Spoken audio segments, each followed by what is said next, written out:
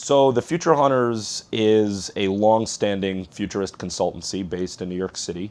We've been around since 1977, so we've been doing this work for about 4 decades. And some people know what futurists are, some don't. Everyone has a different idea of what we do. But boiling it down pretty simply, what we do is we are management consultants for senior leadership, either at Fortune 1000 sized companies. We also do work with government groups, military groups, trade associations. And our job is to help them be smarter about the future, understand where the opportunities are going to be, where the threats are going to be, and ultimately help them with their strategic planning and forecasting work. We talk about the emerging growth areas of the new economy. We have a whole framework we created for where the economy is headed based largely around technological disruption. And we've identified 10 growth areas within that new economy where money is going to be made increasingly, where jobs are increasingly going to be going. And we go into those growth areas one-on-one. One of the things that we talk about as the precursor to everything that's happening today is the changing nature of time and the idea that nobody has as much time as they need. And there's this concept we call templosion, which is ultimately about the imploding nature of time. So big things are happening much more quickly. As a result of that, the way that businesses do everything have to fundamentally change. Their primary value proposition to their customer always has to be about optimizing time for their customer. And we say that attention really is now the new monetary unit in this economy. Collaborative consumption is all about a global value shift from ownership of things to access of things. So that could be through borrowing, renting, sharing, leasing, you name it. And that's happening in a lot of places around the world, particularly in the developed world. And that fundamentally changes the value proposition of how we sell things to people, how we market things to people. Generations no longer change every 15 or 20 years, but they change fundamentally every 2 to 3 years because technology is changing so rapidly. So that changes the entire world for market researchers.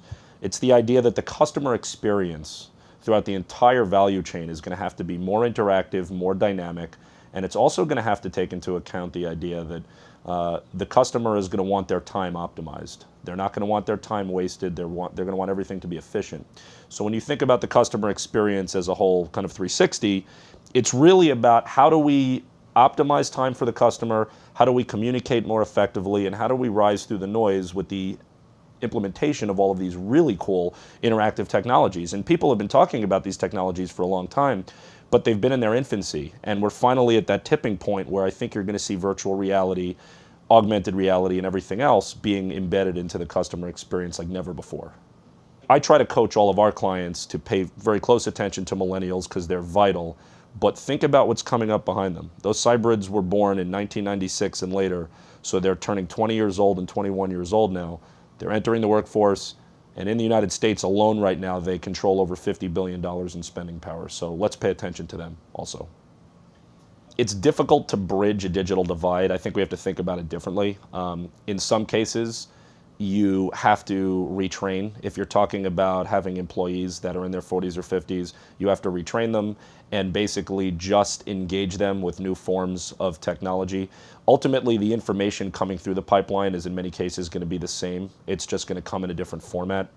There's also this concept now that, and we make up a lot of terms. So I've already mentioned 5 or 6 terms that don't really exist, that we just made them up in our shop. And another one that we talk about a lot is this idea of flip gen leadership, flip generation leadership. And the concept there is that you're going to see millennials, in many cases, rising to positions of leadership, managing people who are in their 40s or 50s.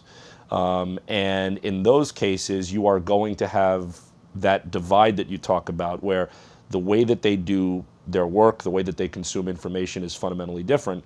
So it's going to be up to that younger leader to retrain the person who might be in their mid-50s, teach them new technologies, help them understand how to access information better, and ultimately exhibit patience, because the workforce is going to be more multi-generational than ever before. We are severely understaffed in this country and globally with qualified human data analysts who not only understand what to pay attention to, but then what the implications of that data is. So I think business information is going to become increasingly sophisticated, increasingly voluminous, but it is going to require more skilled analysts, and it's also going to be, in many cases, crowdsourced. That's the other thing I wanted to mention, is the idea that a lot of business information is going to be coming from the crowd. It's going to be coming from people. It's going to be coming on the backs of consumers.